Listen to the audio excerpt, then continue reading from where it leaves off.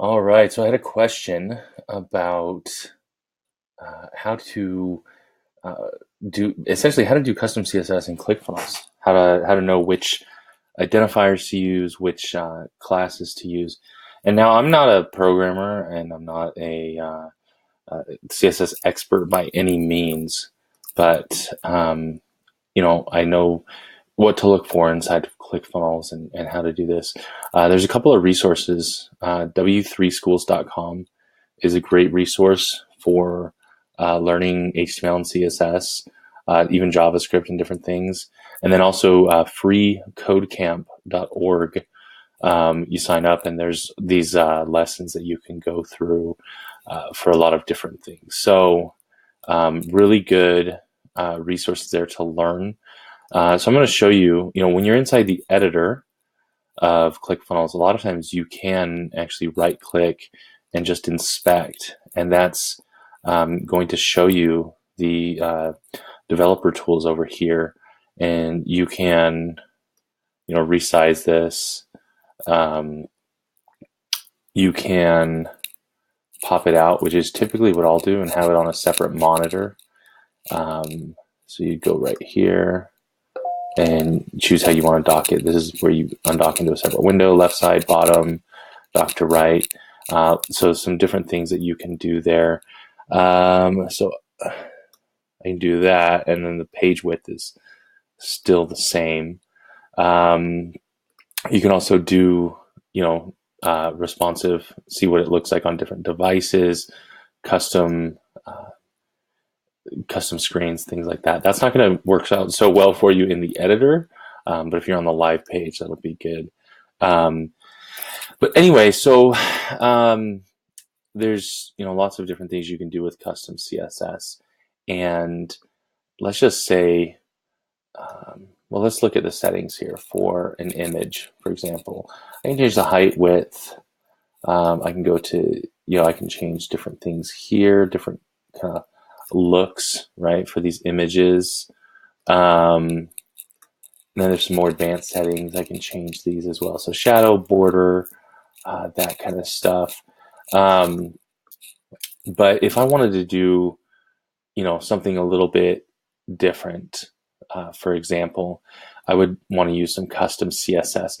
Now, one thing that I've found is that it's actually easier in some ways to do the custom CSS in the classic editor. And so you can do that by editing the page in the classic editor, or you can actually just change the URL. You just remove this underscore v2 from the address bar. And the reason is because when you open up the CSS panel on the side here, you can still kind of scroll, and you can also see everything that's on mobile over everything that's on desktop. And so it's a little bit easier. But let's just say, using CSS, I want to, let's maybe, I'm trying to think what would be a good example here, because of so I can already use shadows. I can already change the corners. Let's go over here and see what some cool stuff I can do for images. So I'm just actually going to search here. Let's do images and see what comes up. HTML images, Bootstrap images. Let's go ahead and look at Bootstrap images. Bootstrap supported inside of ClickFunnels. So you can see here it has you actually adding these classes. That's not exactly what you're going to do. Let's see. We don't necessarily want to add additional classes. Maybe that wasn't the right one here. Let's go back. We'll search. And that's actually what a lot of this is trial and error and searching and things like that, and using Stack Exchange forums and different things. So let's see, styling images. Let's see what this says here. Okay, here we go. So this is going to give us these properties that we can use to update images. Okay. So now the trick is to identify this image. Now, one thing that you can do is you just copy this element ID. That's kind of the easiest thing to do. and but it's not always the right thing. So you may have to dig in a little bit further. So I'm just going to use that for now, and we'll see what this does here. Like I said, it's just trial and error. So I've got image, and then I have my little curly brackets here, and then let's go back. I'm going to bring, let's see, here we go. I'm going to bring this tab over here, and let's just go ahead and add some of this CSS here and see what that does. So you can see that worked in this case. It actually changed the entire element, and I can play around with that, right? I can do different things. I can't make it bigger. Oh, it looks like I can actually override the, oh, that's interesting. I can override the container there. So that's one thing you could do. Let's see what else is here. Oh, look at this. On hover, I could add a shadow. So let's try that out. So we'll do, I'm going to do :hover. This Rocket app that always does that. I have to quit this app if I'm doing any kind of coding. So this will be on hover. So now if I hover over, see how it changes it just when I hover. And so there's some cool things you can do with that. I'm going to add this shadow here, box shadow, right? So now hover, you can see there's that shadow behind it. Let's see what else there is here.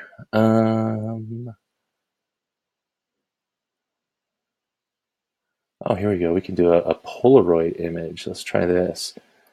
Let's see what this looks like. So I'll go back to the CSS here, and I'm just going to remove this CSS. Like that. Now I have it set to hover, actually, so I'm going to remove that. There we go. That didn't really make it look like a Polaroid so much.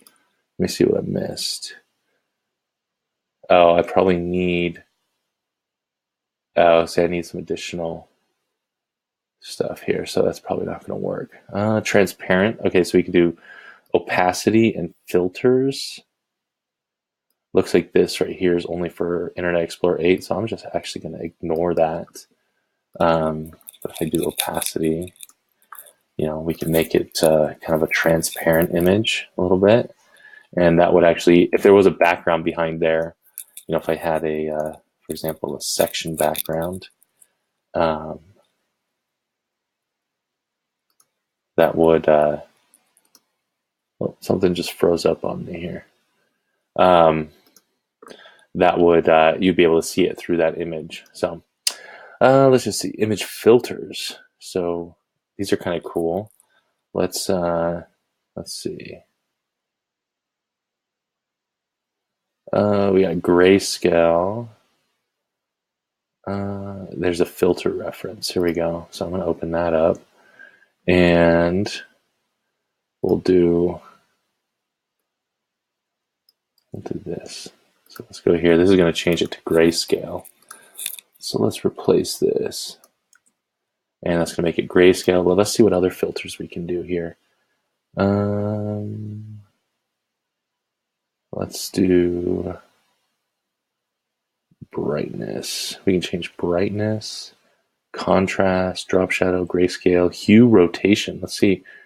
If I'm not mistaken, I think that this one does like a, yeah, see, it kind of just changes it's just kind of interesting. It'll change the colors in there. So that was kind of cool. And then you can mess around with those numbers, right? And it's kind of a cool effect. Invert, you can invert the colors, different things like that. So that's just kind of just to show you the different things that you can do with some CSS, right? Now, let's just say, let's find an example of where you need to maybe find just a portion of an element. So if let's say, for example, I have this button here, and I don't think any of this CSS is going to work on this button. But yeah, see, it doesn't do anything there. But let's just say, I wanted Let's just say, color, whatever. Let's just see what this does. And I change that. Sometimes you have to do important. Now, see, that's not changing anything, right? So sometimes you have to play around with this. See how it changes when I hover over. So I might have to inspect this. And let's see. You can also see the CSS that's applied, right, for this specific one. This one is actually just the button itself. This is the entire element. And you can tell because you see as I hover over it, it shows you that button ID there. You can also see it right here. There's your button ID. So this is the main element. And then there's, different parts of that element. So I could do, even just the main text. If I wanted to change the main text with some CSS, right? I would use this EL button main, and it would only affect the main text. So let me show you. I would add this here. I'd actually need a dot in front of that since it's the CSS class. And then I would change this to maybe, let's say, text color. Or actually, text color is not the right one. A lot of times I'm just guessing at seeing what I'm doing. So there's the border. Let's see, where's the text? Let's actually get rid of this here. Just gonna delete that and see if we can find what it is for.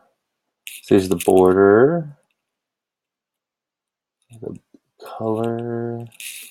So I'm not exactly sure what's giving the text the color. Maybe font color. Let's see. Is that it? Let's see. Nope. So one of the things we can do actually is see how this is selected right here. We can actually just add. So I'm going to do, if I can find it in here, text decoration color. That might be it. And let's try blue. Well, see, that's not doing it either. So it's all trial and error a lot of times. Let's see what text pulls up. See if there's a text shadow, text size adjust. So there's different things you can do there. Let's see. Find all the different color options here. Text fill color, text stroke color. Let's try that. And we'll go with, oh, see, there we go. That changed that color to a blanched almond. We do Alice blue. Where did that go? I don't know why that disappeared. Text. Oh, I had color up here. Text fill color. So Alice blue.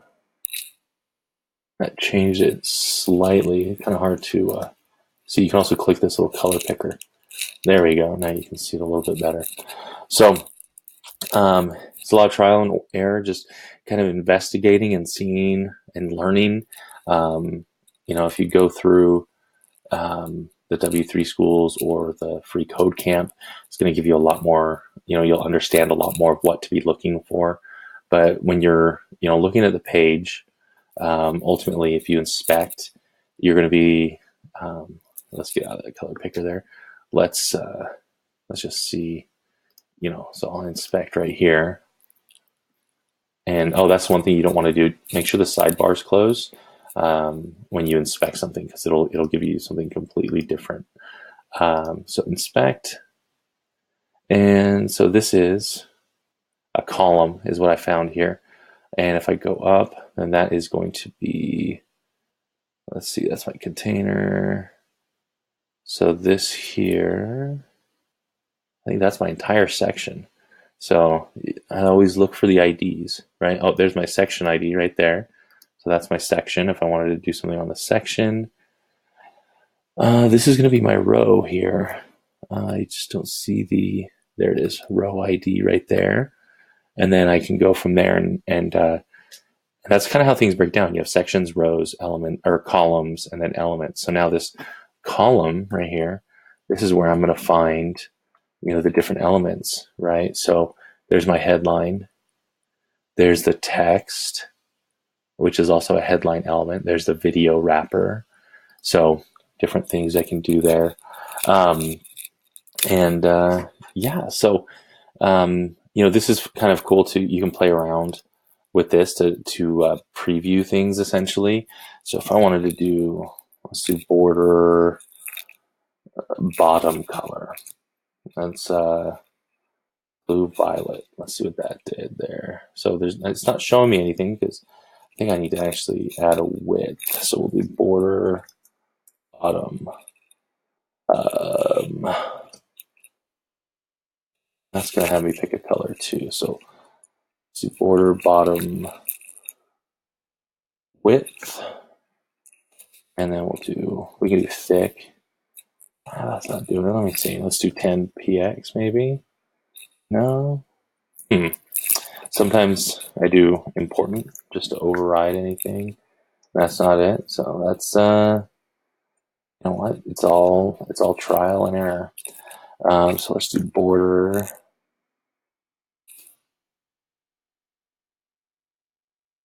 And it might actually not even be the right. We might be putting a border on the wrong thing here. So maybe it needs to be on this one, right? So we click this plus sign. We'll do border 20 px. Oh, that didn't do it. That didn't take. So anyway, like I said, it's just a lot of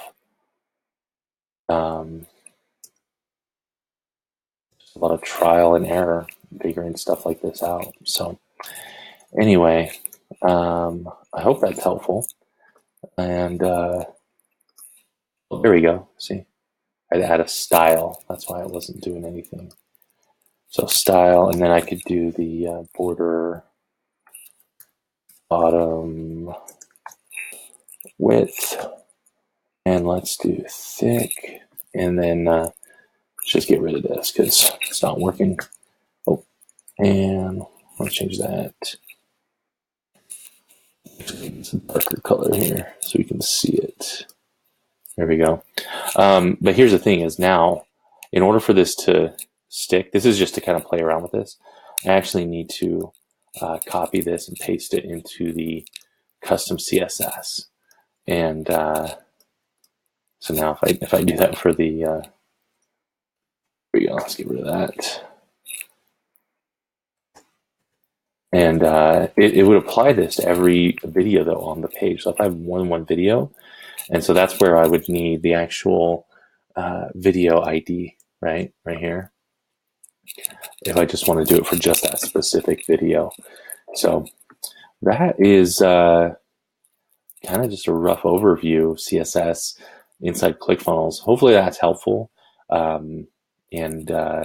Anyway, there's a lot of resources out there, a lot of free resources, freecodecamp.org, w3schools.com, Stack Exchange, different things.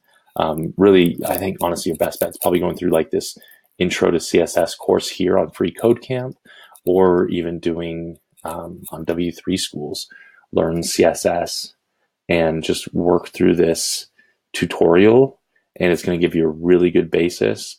And then once you have that, and it's pretty easy to, after some trial and error, to just figure out what exactly you're looking for in the inspector inside ClickFunnels. So hopefully that's helpful. Have a great day. Let me know if you have any questions in the comments below.